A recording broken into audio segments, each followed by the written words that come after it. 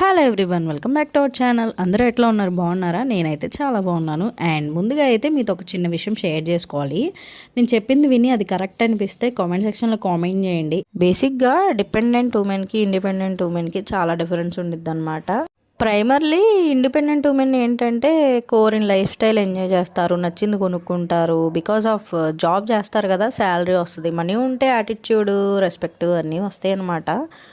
ఇంకా డిపెండ్ అయ్యే ఉమెన్ ఏంటంటే ఏది కావాలన్నా హస్బెండ్ని అడగాలి, కుదరదంటే మూసుకొని ఉండాలి. ఇన్ కేస్ హోమ్ మెయింటెనెన్స్లో ఏమన్నా అమౌంట్ మిగిలితే ఇంకా వాటిలతో కొన్ని అయితే కొనుక్కోవడానికి ఆప్షన్ ఉంటుంది. నేనైతే అట్లానే చేస్తానులేండి. మా హస్బెండ్ అంత విసిగించను అనమాట. చిన్న చిన్నవి ఏమన్నా కావాలంటే కనుక మనకి మీషో ప్లాట్ఫామ్ ఉండిందిగా, దానిలో అయితే ఆర్డర్ పెట్టుకుంటాను నచ్చినవి ఏమన్నా ఉంటే. అది వాంటెడ్ అంటేనే డబ్బులేం పాడు చేసేయంలేండి.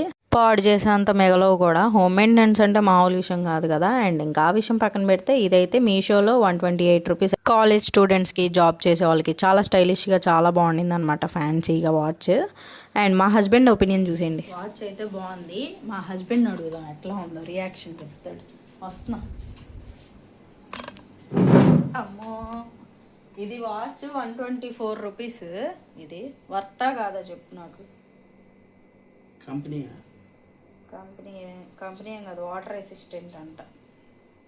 బాగానే ఉంది, పర్లేదు. ఇస్తావు మరి 124 రూపాయలు. పక్కకెళ్ళి పని చూసుకో. నా సేవింగ్స్లో ఇది కొనుక్కున్నా. పక్కెళ్ళి పని చూసుకోవాలంట. పాపం ఇచ్చేస్తాడు ఇప్పుడు అడగంగానే. అదండి సంగతి. చీప్గా 100కి 200కి ఏం అడుక్కున్నాం. హస్బెండ్ని వేస్తే ఒకసారి పెద్ద గేలం వేయాలి.